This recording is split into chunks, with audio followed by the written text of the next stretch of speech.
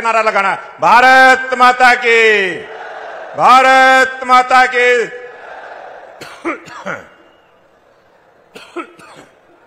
मंच पर आसीन भारतीय जनता पार्टी के वरिष्ठ नेता, 9.5 वर्षों तक हरियाणा प्रदेश की जनता की सेवा करने वाले पूर्व मुख्यमंत्री माननीय मनोहर लाल जी, इस जन आशीर्वाद रैली के संयोजक भाई कुलदीप बिश्नोई जी, मंच पर आसीन हमारे सांसद, राज्यसभा के सांसद, पूर्व में मंत्री रहे और अब वर्तमान में जो 23 विधानसभाओं से चुनाव लड़ रहे वो सभी प्रत्याशी, सम्मानित मंच, हमारे जिलों के अध्यक्ष, इस सभा में उपस्थित मेरे सभी पूजा के योग्य बुजुर्गों, नौजवान साथियों, पूजा के योग्य मेरी माता बहनें, छाकार पत्रकार साथियों, आज इस हिसार की पावन पवित्र भूमि पर दुनिया के सबसे लोकप्रिय नेता भारत के प्रधानमंत्री नरेंद्र मोदी जी का आशीर्वाद, उनका संबोधन और हरियाणा प्रदेश में तीसरी बार भारतीय जनता पार्टी की सरकार बने,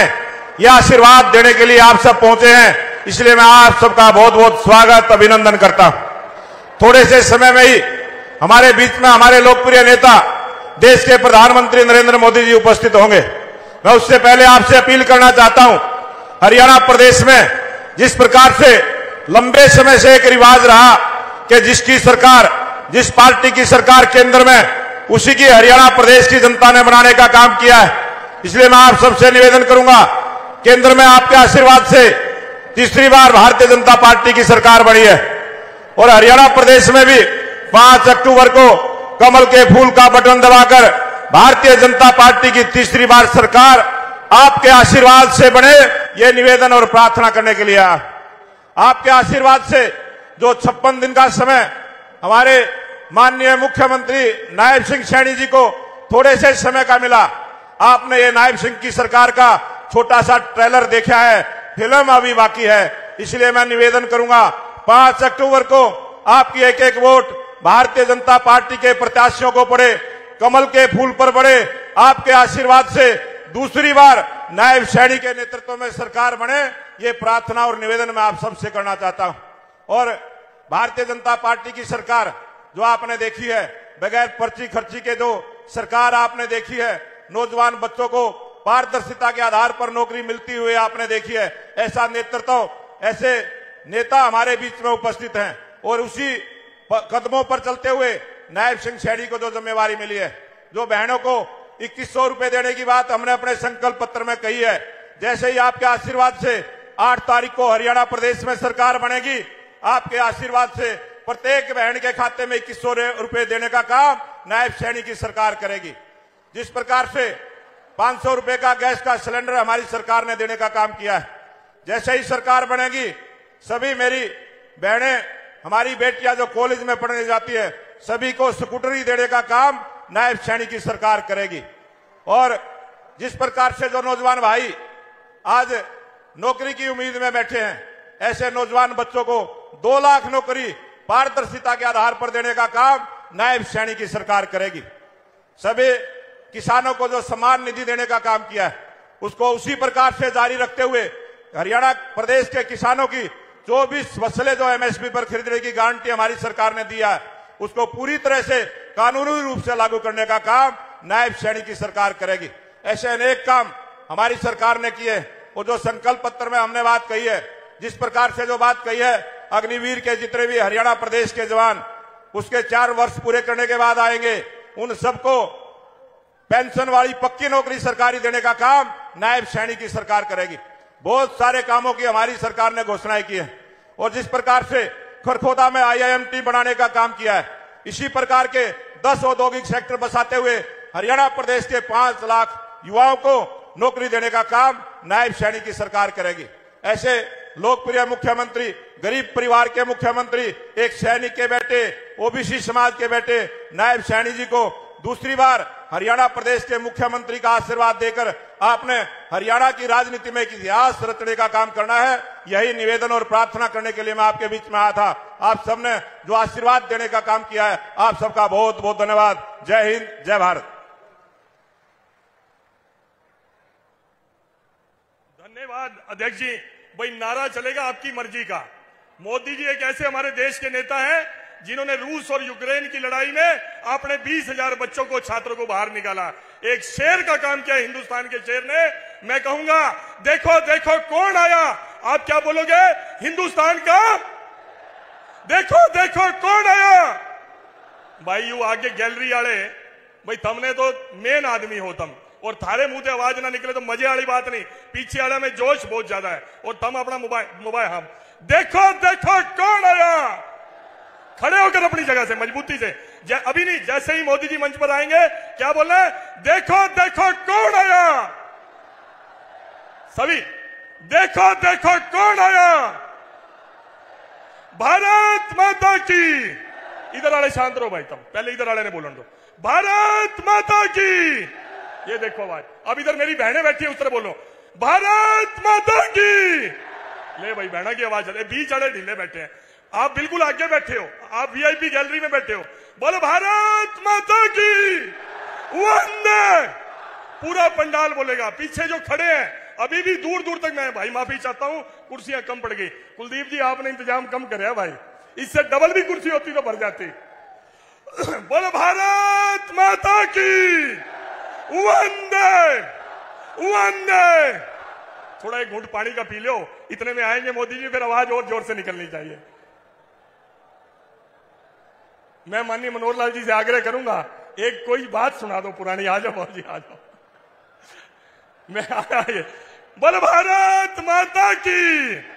हमारे मोदी जी के लाडले हमारे मनोहर लाल जी, मैं स्वागत करता हूं जिन्होंने अपने हाथ से तराशे हुए कार्यकर्ता को इस प्रदेश का मुखिया बनाया, वैसे भाई नायब सैनी को बनाया। उनका बहुत बहुत धन्यवाद। नमस्कार। बोलो भारत माता के। सबकी आवाज चंडीगढ़ तक पहुंचानी हमने, यही नहीं रखनी है। बोलो भारत माता के, भारत माता के।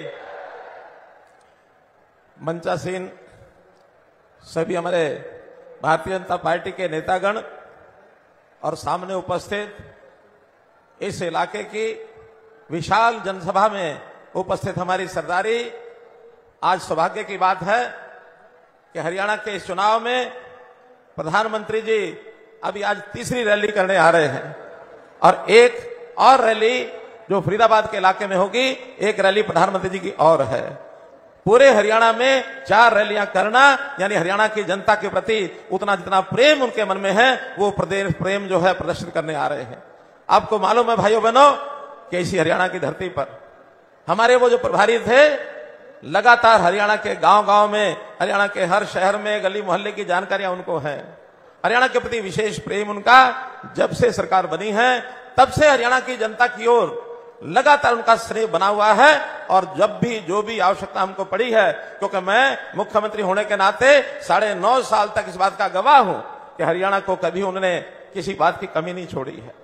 और मैं इस बात को इसलिए भी कह रहा हूं भाइयों बहनों, ये इस बार हरियाणा एक नया रिकॉर्ड स्थापित करने जा रहा है। हरियाणा में नया रिकॉर्ड, क्योंकि अभी तक के कार्यकाल में अगर 2 बार किसी की सरकार बनी है तो एक बार कांग्रेस ने बनाई, एक बार आपने भारतीय जनता पार्टी की सरकार बनाई, और इस बार तीसरी बार सरकार बनने के बाद भारतीय जनता पार्टी का एक नया रिकॉर्ड आप लोग स्थापित करने जा रहे हैं, इतिहास गढ़ने जा रहे हैं भाइयों बहनों।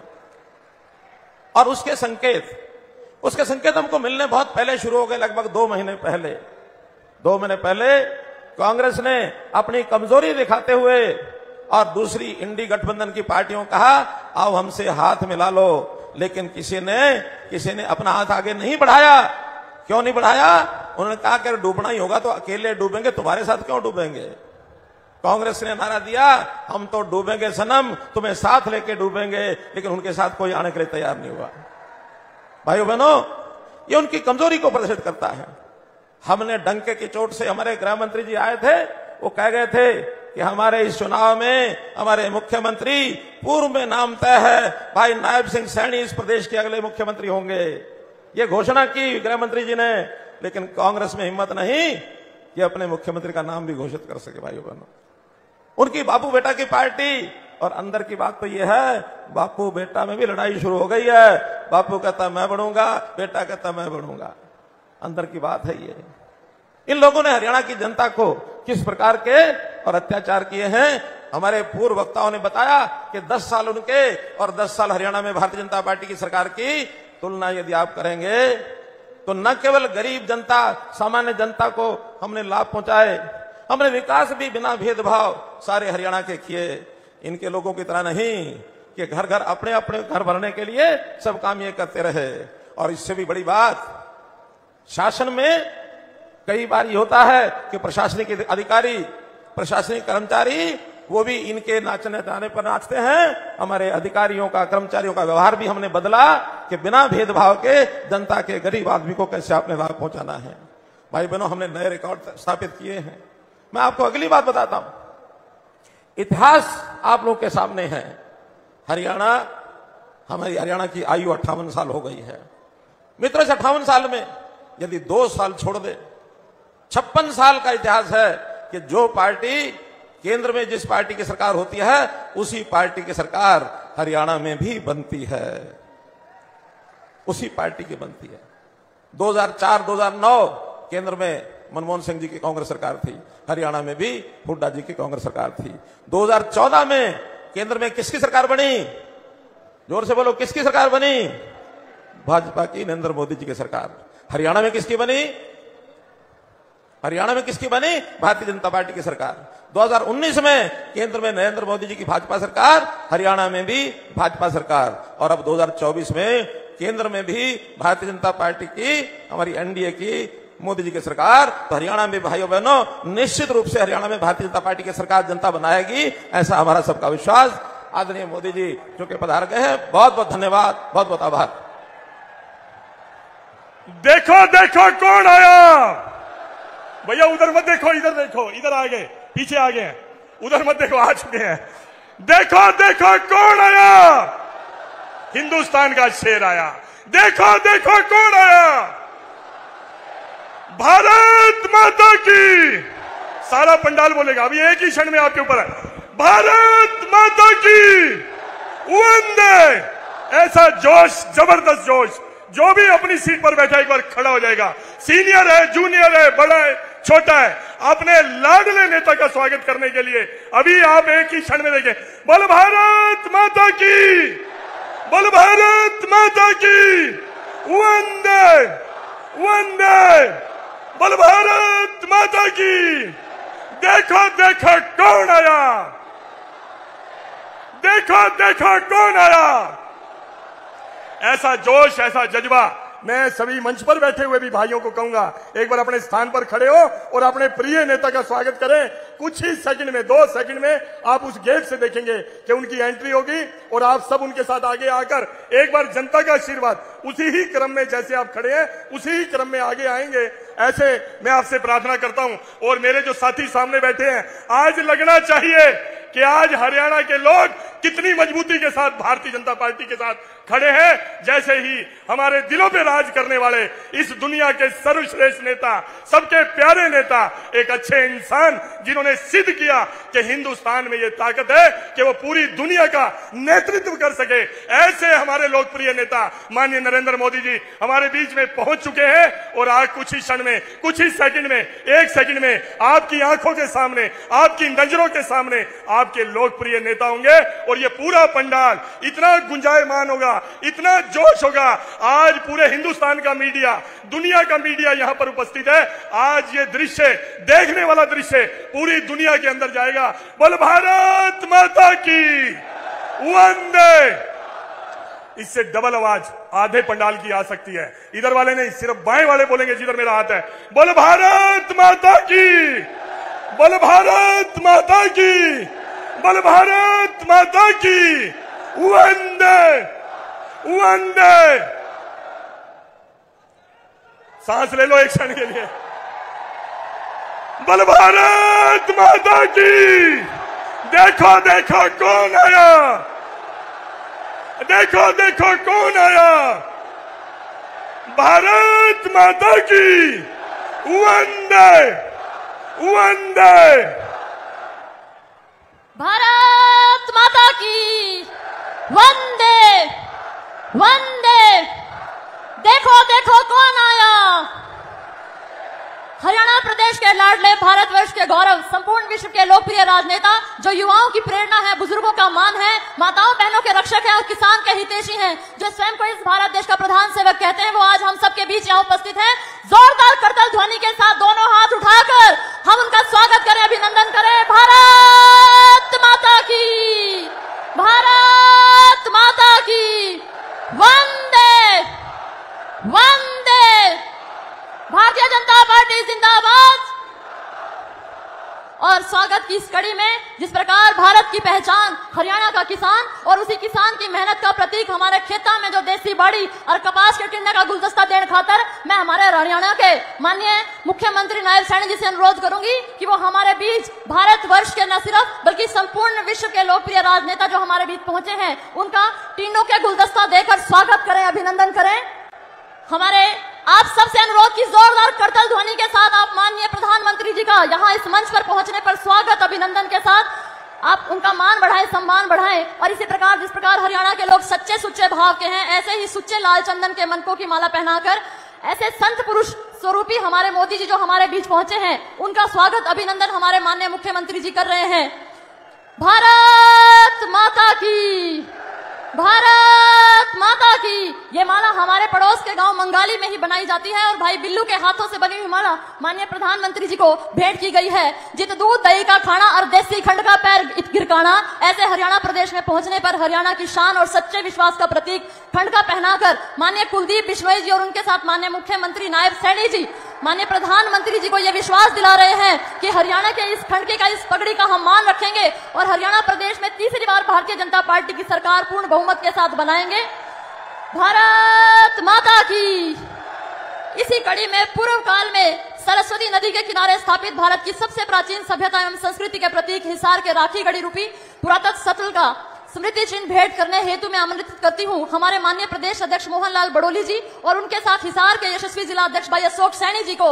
आप दोनों ये स्मृति चिन्ह भेंट कर माननीय प्रधानमंत्री जी का यहाँ पहुंचने पर स्वागत करें, अभिनंदन करें। भारत माता की, भारत माता की। और स्वागत की इस कड़ी में मैं अनुरोध करूंगी, मैं सबसे पहले माननीय प्रधानमंत्री जी का आभार व्यक्त करूंगी जो इन्होंने इतने सरल स्वभाव के माननीय मुख्यमंत्री हमें दिए हैं, जो इस हरियाणा प्रदेश के बच्चे बच्चे को अपने परिवार का हिस्सा मानकर उसकी सेवा में लगे हैं। मैं अनुरोध करती हूं माननीय मुख्यमंत्री जी से वो आए और माननीय प्रधानमंत्री जी का मंच पे पहुंचने पर ये जो जन सैलाब माननीय प्रधानमंत्री जी के स्वागत के लिए उपस्थित है, उन सबको संबोधित करें माननीय मुख्यमंत्री जी।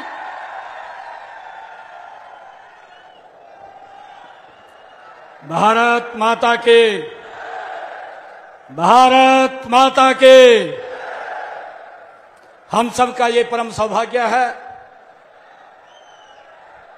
महाराजा अग्रसेन जी की ये नगरी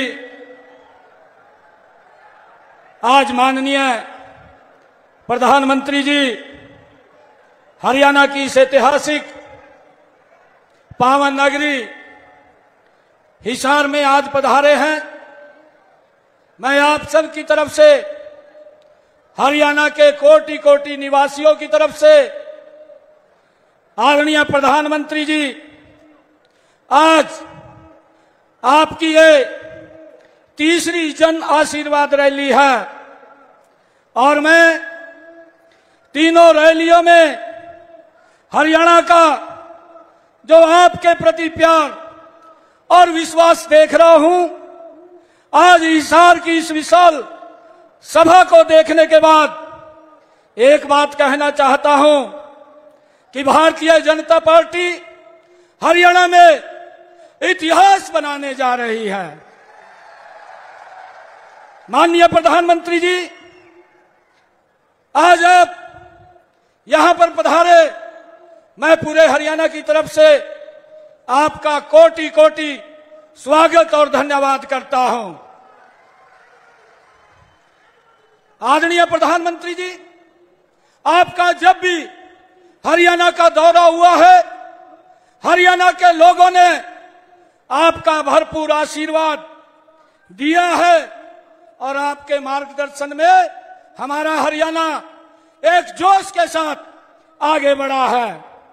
माननीय प्रधानमंत्री जी, भारतीय जनता पार्टी ने अपना संकल्प पत्र जारी किया है और मैंने कहा था कि हमारे लिए ये संकल्प पत्र, ये घोषणा पत्र नहीं है, ये हमारे लिए एक भगवान का रूप है। और भगवान हमारी हरियाणा की 2,80,00,000 यहाँ के सम्मानित सदस्य हैं। माननीय प्रधानमंत्री जी, यहाँ मेरी माताएं बहनें बैठी हैं। आपने मुझसे कहा था कि गैस के सिलेंडर के दाम कम कर दो। अगले दिन आपके दिशा निर्देश में यह फैसला लिया गया कि हरियाणा के महिलाओं को, बहनों को गैस का सिलेंडर 500 रुपए में उपलब्ध हो रहा है। आदरणीय प्रधानमंत्री जी, हमने अपने संकल्प पत्र में यह भी कहा है कि हम महिलाओं को 8 अक्टूबर के बाद आपके आशीर्वाद से 2100 रुपया पर मंथ देने का निर्णय भी हमने किया है। आदरणीय प्रधानमंत्री जी, इसी दौरान हमने पिछले दिनों में हरियाणा प्रदेश के जो HKRN के कर्मचारी लगभग 1,20,000 कर्मचारियों को पक्का करने का फैसला भी हमारी सरकार ने लिया है। आदरणीय प्रधानमंत्री जी, वही कर्मचारी जिन्हें कांग्रेस ने ठेकेदारी के नाम पर बंधुआ मजदूर बना रखा था, ना तनख्वाह पूरी मिलती थी, ना समय पर मिलती थी, मात्र 2,000 और 3,000 रुपए उन्हें मिलते थे। आज हमारे उन सब कर्मचारियों को 15 से 25,000 रुपए तक और उस गुलामी की, ठेकेदारी की गुलामी से भी मुक्ति दिलाने का काम ये हमारी सरकार ने किया है। आदरणीय प्रधानमंत्री जी, एक और संकल्प हमने अपने सेना के अग्निवीरों के लिए भी लिया है। उन्हें पक्की सरकारी नौकरी देने का हरियाणा ने निर्णय किया है। एक भी अग्निवीर नौकरी नहीं रहेगा, हरियाणा सरकार में उसको सुरक्षित नौकरी देने का हमने संकल्प लिया है। आदरणीय प्रधानमंत्री जी, जिस विश्वास से हमारे संकल्प पत्र को पूरा करने का वादा कर रहा हूं, उस विश्वास की ताकत आपके रूप में आज हमारे बीच में बैठे हैं। बीजेपी जो कहती है वो पत्थर के ऊपर लकीर होती है, वो बात कटती नहीं है। और इसी गवाही है माननीय प्रधानमंत्री जी का संकल्प कि इस देश में राम मंदिर और धारा 370 जैसी आपके दृढ़ संकल्प से वो बना है, धारा 370 हटी है। जिस काम को पूरी दुनिया असंभव मान रही थी और जिस काम को कांग्रेस हमारा एजेंडा बता रही थी, माननीय प्रधानमंत्री जी ने आस्था और लक्ष्य मात्र 10 सालों में उसे जमीन पर उतारने का काम आदरणीय प्रधानमंत्री नरेंद्र मोदी जी ने किया है। आदरणीय प्रधानमंत्री जी, भारतीय जनता पार्टी का कोई भी संकल्प पत्र, चाहे वो 2014 का है, चाहे वो 2019 का है, उठा करके अगर देखते हैं, एक भी वादा ऐसा नहीं जो पूरा ना किया हो। आपके दिशा निर्देश में हमारी यह डबल इंजन की सरकार ने एक एक वादे को पूरा किया है। आदरणीय प्रधानमंत्री जी, कांग्रेस यहाँ वादे करती घूम रही है। आपने ठग देखे हैं, वो पहले एक जगह जाते हैं, लोगों को ठगते हैं, फिर वहां लोगों को समझ आ जाता है तो दूसरी जगह चले जाते हैं। आदरणीय प्रधानमंत्री जी, कांग्रेस ऐसे ही जगह जगह घूम रही है, लेकिन लोगों को, हमारे हरियाणा के लोगों को अब समझ आ गया है। राजस्थान, छत्तीसगढ़ ने तो उनको बाहर का रास्ता दिखाया है। हिमाचल, तेलंगाना और कर्नाटक कांग्रेस को चुन करके पछता रहे हैं। आदरणीय प्रधानमंत्री जी, आज आप हरियाणा में पधारे हैं। मैं पुनः हरियाणा के 2,80,00,000 लोगों की तरफ से आपका यहाँ पधारने पर बहुत बहुत स्वागत करता हूँ। और आपके आने से यह तीसरी बार जो आज आप यहाँ पधारे हैं, हरियाणा ने यह संकल्प ले लिया है कि अब की बार, तीसरी बार भारतीय जनता पार्टी की बड़े बहुमत के साथ सरकार बन रही है। मैं आपका पुनः यहाँ पधारने पर बहुत बहुत स्वागत और धन्यवाद करता हूं। इन्हीं शब्दों के साथ जय हिंद, जय भारत, जय भारत मां। माननीय मुख्यमंत्री जी का बहुत बहुत आभार, जो इतने विस्तार से उन्होंने हम सब कार्यकर्ताओं का मार्गदर्शन किया है। और अब जिनके लिए देश रक्षा परम पुण्यम, देश रक्षा परम व्रत है, इस भाव के साथ जिन्होंने अपना सर्वस्व मां भारती के श्री चरणों पर न्यौछावर कर दिया, हम सब सौभाग्यशाली हैं जो ऐसे संत पुरुष प्रधान सेवक की छत्र छाया में आनंद पूर्वक जीवन जी रहे हैं। मैं ईश्वर से प्रार्थना करती हूं कि आपके नेतृत्व में इस युग का, इस देश का विकास हो। इसी कामना के साथ मैं अनुरोध करती हूं हमारे माननीय प्रधानमंत्री आदरणीय नरेंद्र मोदी जी से कि वे आए और अपनी ऊर्जा के संचार से हम सब कार्यकर्ताओं में, अपने परिवारजनों में एक नई ऊर्जा और इच्छा शक्ति का भाव भर दे। माननीय प्रधानमंत्री जी को जय श्री राम। भारत माता की।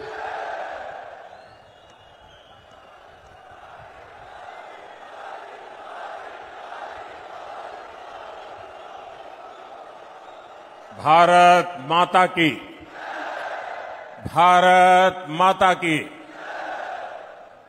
सबते पहलमते सारे बुजुर्गाना, भाई बहना और नौजवान साथियों ने राम राम।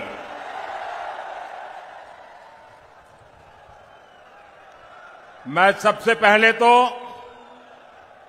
आप सबकी क्षमा मांगना चाहता हूं, क्योंकि हमारी पार्टी के यहां के साथियों ने ये जो पैंडल बनाया वो छोटा पड़ गया और इतने ही लोग बाहर धूप में तप रहे हैं। जो लोग धूप में तप रहे हैं उनको जो असुविधा हुई, इसके लिए मैं क्षमा मांगता हूं। लेकिन मैं आपको विश्वास दिलाता हूं, आप ये जो तप कर रहे हैं ना, ये आपका तप बेकार नहीं जाने दूंगा, विकास करके लौटाऊंगा। साथियों, अग्रोहा धाम, गुरु जंबेश्वर, खाटू श्याम जी और माता भनभोरी भ्रामरी देवी को मैं सर झुका के प्रणाम करता हूं। ये राखी गढ़ी की धरती है। ये क्षेत्र देश प्रेम और प्रकृति प्रेम दोनों के लिए जो बलिदान दिए गए हैं, उसको यहां के लोग आज भी स्मरण करके पूरी मानव जात को प्रेरणा देते हैं। यहां अंग्रेजों की क्रूर तोपों के भी जख्म है, तो यहां पेड़ों की रक्षा के लिए बिश्नोई समाज के तप और त्याग की मिसालें भी हैं। यहां के विकास में स्वर्गीय भजनलाल जी का भी बड़ा योगदान है, आज भी लोग याद करते हैं। और ये मेरा सौभाग्य रहा कि मुझे हरियाणा में काम करते हुए भजनलाल जी के काम को देखने का मौका मिला और चौधरी बंसीलाल जी के साथ काम करने का मौका मिला। और चौधरी बंसीलाल जी मुझे हमेशा कहते थे कि भाई देख, तेरा और मेरा विशेष नाता है। मैंने कहा क्या? और फिर वो मुझे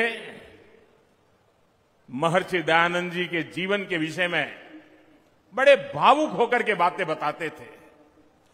महर्षि दयानंद सरस्वती जी गुजरात में पैदा हुए, लेकिन जितनी जानकारियां मुझे नहीं थी, उससे ज्यादा जानकारियां महर्षि दयानंद जी के विषय में चौधरी बंसीलाल जी से मैं सुना करता था और वो कहते कहते भावुक हो जाते थे। साथियों, मेरा सौभाग्य रहा है, हरियाणा ने मुझे बहुत कुछ दिया है, बहुत कुछ सिखाया है। मैं हरियाणा के विकास में योगदान देने वाली हर संतान को नमन करता हूं। आज सरदार भगत सिंह जी की जयंती पर भी मैं उन्हें श्रद्धा सुमन के साथ प्रणाम करता हूं। साथियों, हरियाणा की माताओं बहनों ने यहां एक नारा दिया है, महारा हरियाणा, नॉन स्टॉप हरियाणा। हरियाणा का विकास ऐसे ही नॉन स्टॉप चलते रहना चाहिए। इसलिए हरियाणा तीसरी बार भाजपा को मौका देने का मन पक्का कर चुका है। चारों तरफ से आवाज आ रही है, भरोसा दिल से, भाजपा फिर से, भरोसा दिल से, भरोसा दिल से। साथियों, जैसे जैसे वोटिंग की तारीख नजदीक आ रही है, कांग्रेस पस्त पड़ती जा रही है। कांग्रेस के नेता अब कहने लगे हैं कि हरियाणा में भी वही हाल होगा जो कांग्रेस का मध्य प्रदेश में हुआ था। एमपी और राजस्थान में पिछले चुनाव में इन्होंने झूठ का गुब्बारा खूब फुलाया, लेकिन जनता ने वोट की चोट देकर के उस गुब्बारे की हवा निकाल दी। अब हरियाणा में भी यही होने जा रहा है। साथियों, कांग्रेस का ये हाल इसलिए होता है क्योंकि कांग्रेस देश की सबसे धोखेबाज और बेईमान पार्टी है। आप पड़ोस में देख लीजिए, हिमाचल में क्या हाल करके रखा है। चुनाव के दौरान हिमाचल की जनता को इन्होंने क्या क्या झूठ बोला, आप कल्पना नहीं कर सकते। अब सरकार बनने के बाद कांग्रेस ने अपने वायदों से पल्ला झाड़ लिया है। जनता कांग्रेस से कह रही है, क्या हुआ तेरा वादा? और कांग्रेस जनता से पूछ रही है, तुम कौन? दिल्ली के शाही परिवार ने झूठ बोलकर हिमाचल के लोगों को फंसा दिया। आज हिमाचल में कर्मचारियों को उनकी सैलरी और डीए देने तक इनके पास बजट नहीं है। साथियों, जहां कांग्रेस होती है वहां कभी भी स्थिरता नहीं आ सकती। जो पार्टी अपने नेताओं के बीच एकता नहीं ला सकती, वो राज्य में स्थिरता कैसे लाएगी? आप देख रहे हैं कि कैसे यहां कांग्रेस में मुख्यमंत्री बनने के लिए मारामारी मची है। बापू भी दावेदार है और बेटा भी दावेदार है, और दोनों मिलकर बाकियों को निपटा लेने लगे हैं। और ये सब देख करके हरियाणा के जागरूक नागरिक कांग्रेस को निपटाने में लग पड़े हैं। कुछ लोग ऐसे हैं जिन्होंने तन मन धन से दिल्ली के शाही परिवार की सेवा की है। अब वो भी पूछ रहे हैं कि उनसे क्या गलती हुई। यहां कांग्रेस का हर गुट, हर सीट पर एक दूसरे को पटखनी देने में ही लगा हुआ है। साथियों, इस गुटबाजी के बीच कांग्रेस में दलितों और पिछड़ों के लिए दरवाजे एकदम बंद है। कांग्रेस जानती है कि दलित उसको वोट नहीं देता, इसलिए वो पूरे दलित समाज से नफरत करती है। आप खुद देखिए, कांग्रेस के राज में गोहाना में दलितों पर अत्याचार हुआ, कांग्रेस चुप रही। कांग्रेस के राज में मिर्चपुर कांड हुआ, कांग्रेस चुप रही। कांग्रेस के राज में दलित बेटियों के साथ अत्याचार हुआ, अन्याय हुआ, कांग्रेस चुप रही। आज कांग्रेस का शाही परिवार कह रहा है कि दलित और पिछड़ों का अमेरिका में जाकर के बोले वो दलितों पिछड़ों का आरक्षण खत्म कर देंगे। कांग्रेस ने दलितों पर जो अत्याचार किया है उसे दलित समाज कभी भी भूल नहीं सकता। इसलिए मैं हरियाणा में जहां भी गया मैंने देखा कि कांग्रेस को कोई भी घुसने नहीं देता। साथियों, भाजपा सर्व समाज की भागीदारी सुनिश्चित कर रही है। हमारे मुख्यमंत्री सैनी जी सबको साथ लेकर आगे बढ़ रहे हैं। अब देखिए, हमारी सरकार ने हरियाणा के मुख्यमंत्री निवास का नाम कबीर कुटीर रखा है। यहां हिसार में ही दलित परिवारों में भी जो वंचित है उनके बच्चों के लिए बने कबीर छात्रावास का फंड भी भाजपा ने बढ़ाया। भाजपा सरकार वंचितों को सिर्फ सहारा देती है, इतना नहीं बल्कि उनके सपनों को उड़ान भी देती है। साथियों, जिनको कोई नहीं पूछता, मोदी उनको पूजता है। आज मुद्रा योजना से हरियाणा के लाखों लोगों को बिना गारंटी के लोन मिले हैं। ये गरीब, दलित, पिछड़े, आदिवासी परिवारों के लोग हैं। मोदी ने रेहड़ी, ठेले, पटरी पर काम करने वाले अपने भाई बहन का भी ध्यान रखा है। ये कोई धन्ना सेठ नहीं है, ये गांव, गरीब, दलित, पिछड़े परिवारों के मेरे भाई बहन हैं। कांग्रेस ने इनको कभी नहीं पूछा। इनकी गारंटी भी आपके इस बेटे ने ही ले ली है। बैंक में अब उनको गारंटी नहीं देनी पड़ती, गारंटी मोदी देता है।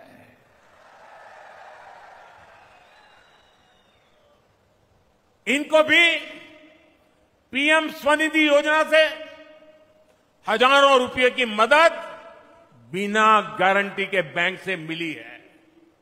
साथियों, कांग्रेस इतना बड़ा स्वार्थी दल है कि उसे वोट के अलावा कुछ नहीं दिखता।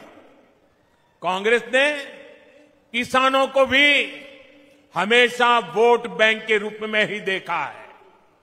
कांग्रेस ने हमेशा किसानों को पानी के लिए तरसाया है, जबकि भाजपा उनकी समस्याओं का समाधान कर रही है। मैं हिसार, सिरसा, भिवानी, फतेहाबाद के किसानों की समस्याओं को समझता हूं। हिसार के कुछ हिस्सों में जो सेम की समस्या आ रही है उसकी जानकारी भी सरकार को है। इसका समाधान करने के लिए भी सरकार बनने के बाद प्रयास तेज किए जाएंगे।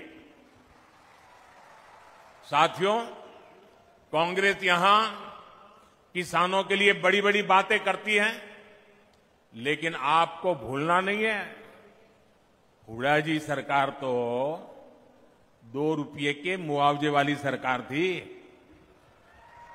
हर किसान को याद है ये 2 रुपया मुआवजे वाली सरकार। फर्क देखिए दोस्तों, ये भाजपा सरकार है जो बिना मांगे देश के 10 करोड़ से ज्यादा किसानों को पीएम सम्मान निधि हर वर्ष 6,000 रुपया सीधे उनके बैंक में खाते में जमा करती है, उनके सम्मान की चिंता करती है। और वो लोग 2 रुपये का मुआवजा, क्या हमारे हरियाणा के किसानों का अपमान करते समय आपको शर्म नहीं आई?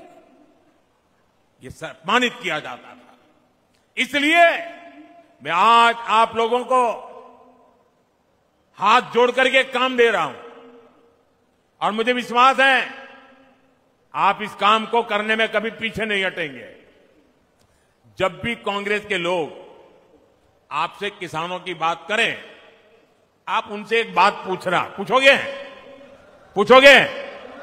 जरा जोर से बोलिए ना, पूछोगे? जरा उनको पूछना कि आप जो हरियाणा में बड़ी बड़ी बातें करते हो, बड़ी बड़ी घोषणाएं कर देते हो, तारे तोड़ करके लाने की बातें कर रहे हो।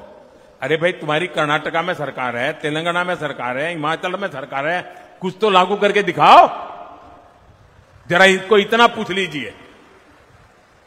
ये यहां बातें करते हैं और वहां लागू नहीं करते हैं। कर्नाटका में इनकी सरकार है, वहां कांग्रेस सरकार बनने के बाद सैकड़ों किसान आत्महत्या कर चुके हैं। सच्चाई यही है कि कांग्रेस देश के किसानों के जान की दुश्मन है। वो सिर्फ किसानों को झूठ बोल सकती है। यहां कांग्रेस ने एमएसपी पर भी आपसे सिर्फ झूठ बोला है।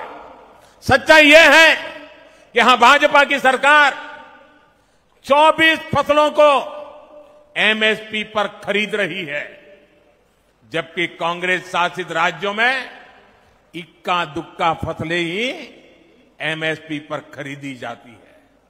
आप मुझे बताइए, ऐसी धोखेबाज कांग्रेस पर क्या हमारे किसान भरोसा कर सकते हैं? क्या हाथ ऊपर नहीं, मुंह से बोलिए, भरोसा कर सकते हैं क्या? साथियों, हरियाणा का भरोसा तो भाजपा पर ही है। बीते एक दशक में भाजपा ने यहां विकास को नई गति दी है। यहां चारों तरफ चौड़ी सड़कों का जाल बिछाया गया है। आज 5 जोड़ी वंदे भारत ट्रेनें ये मेरे हरियाणा में चलती है। हिसार से रोहतक जाने के लिए हंसी हिसार रोहतक लेन लाइन शुरू कर दी गई है। इससे हिसार से रोहतक पहुंचने के लिए समय आधा हो गया है। साथियों, ये क्षेत्र अब एक बड़ा व्यापारिक केंद्र बनने की तरफ कदम बढ़ा चुका है।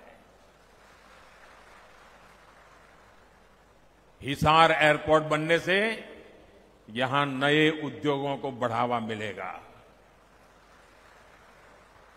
और आज मुझे बता रहे हैं कि इतना बड़ा जहाज पहली बार यहां उतरा है और मुझे आने का सौभाग्य मिला है।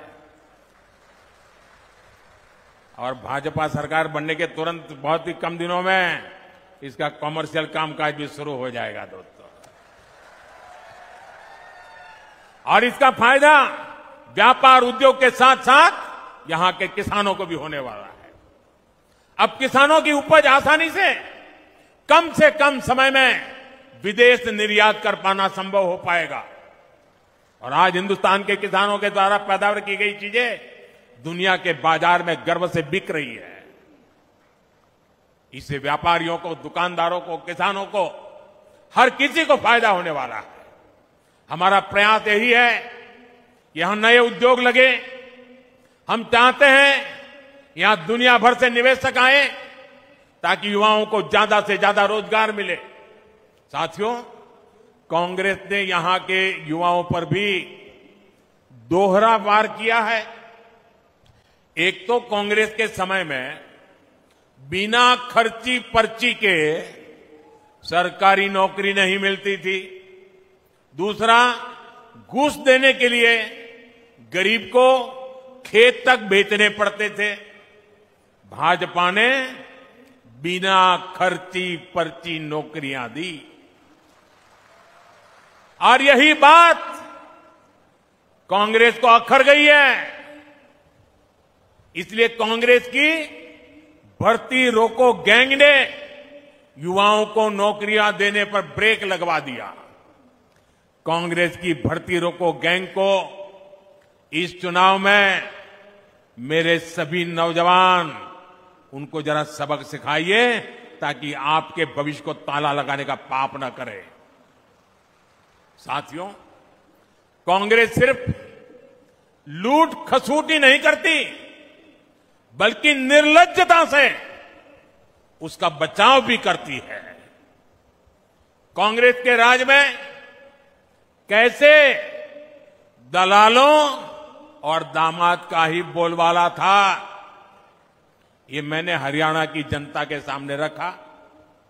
अगर किसी को पछतावा होता, किसी को अगर दो आंख की भी शर्म होती, तो वो हरियाणा की जनता से माफी मांगता। लेकिन कांग्रेस के लोगों ने आपसे माफी नहीं मांगी, बल्कि बड़ी बेशर्मी से दलालों और दामाद का बचाव कर रहे हैं।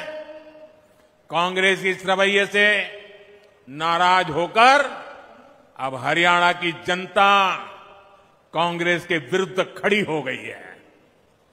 अब जनता खुद इनका कच्चा चिट्ठा बाहर निकाल रही है।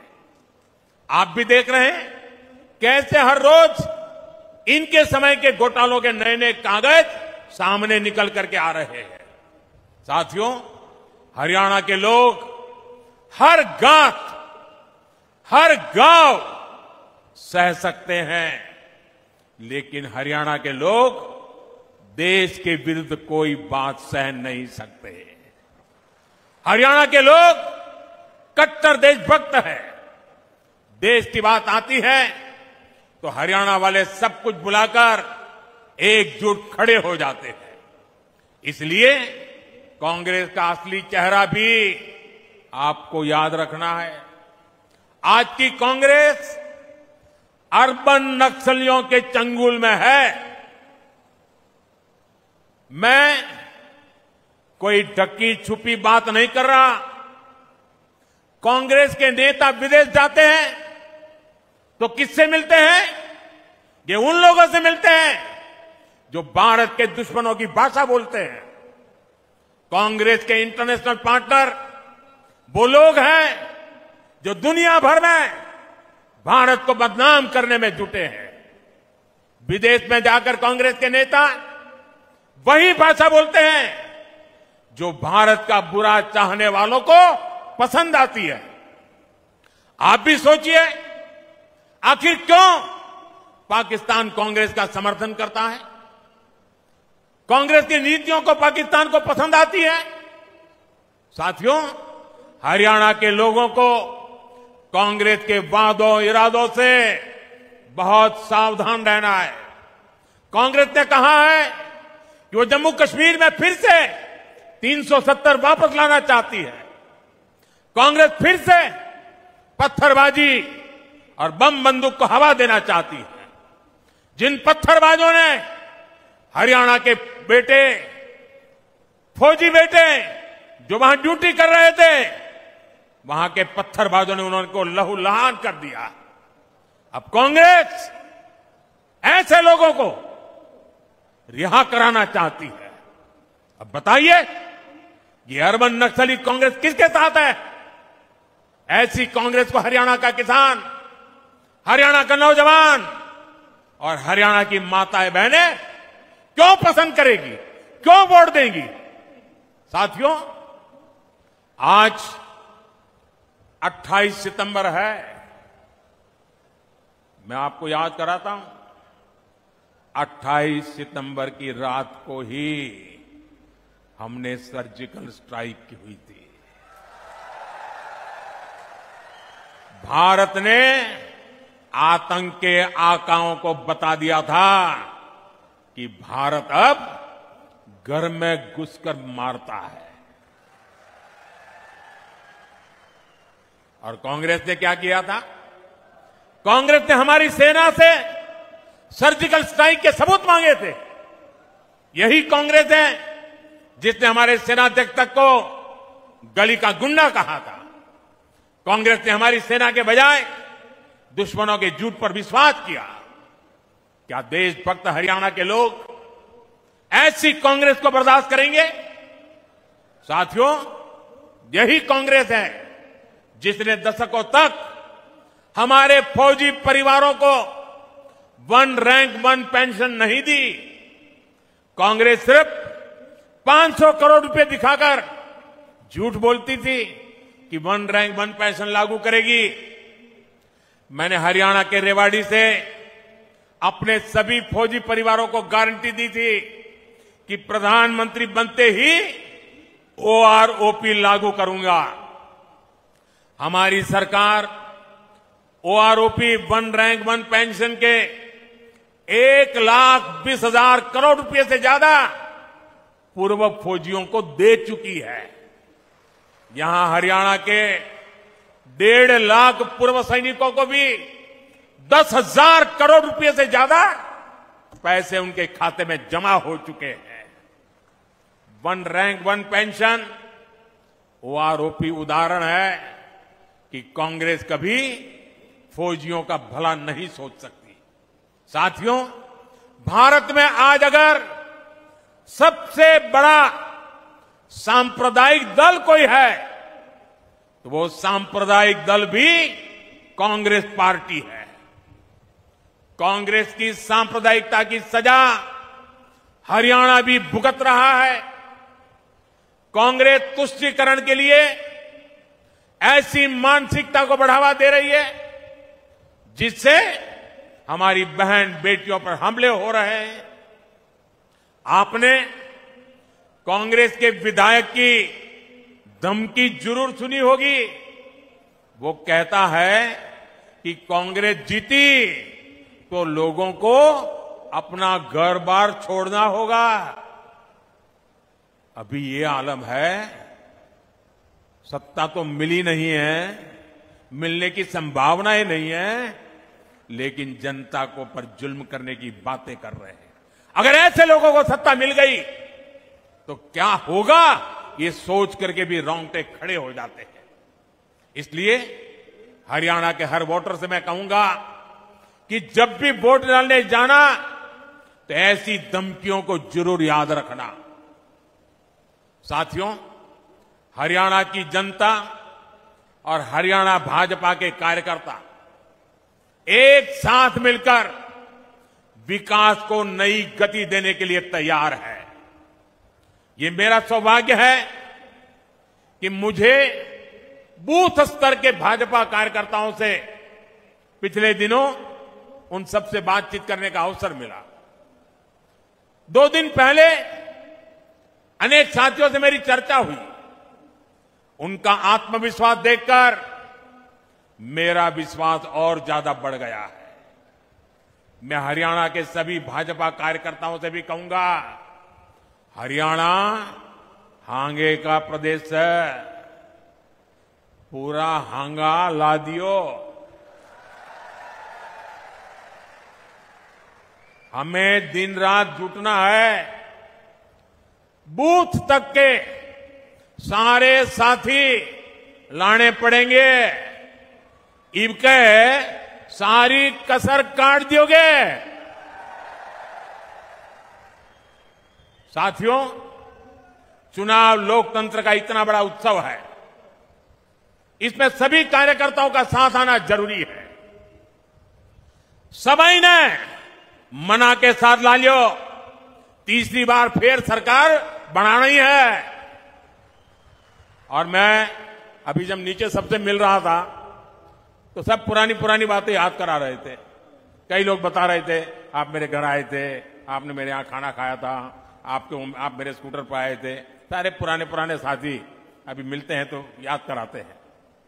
एक साथी ने याद कराया कि मैं जब यहां चुनाव लड़वाता था हरियाणा में, बोले वो मंत्र जरूर दीजिए। मैं हमेशा कहता था सबसे मजबूत मेरा पोलिंग बूथ, यही हमारा मंत्र होना चाहिए। और मैं आज हिसार में सार्वजनिक रूप से कहता हूं, मैं हर भाजपा समर्थक को, हर भाजपा कार्यकर्ता को कहूंगा कि आप कागज पे 5 परिवार के नाम लिख दीजिए और तय कीजिए कि इन 5 परिवारों के सबके वोट पड़ेंगे और भाजपा के कमल पर ही बटन दबेगा। अगर एक एक कार्यकर्ता 5 परिवार की चिंता कर ले आने वाले 5 दिन 6 दिन, मैं पक्का मानता हूं हरियाणा में पुराने सारे रिकॉर्ड टूट जाएंगे। मैं एक बार फिर इतनी बड़ी संख्या में यहां आने के लिए आप सभी को धन्यवाद देता हूं। हमारे सभी उम्मीदवारों से मेरा आग्रह है, जरा आगे आ जाएं।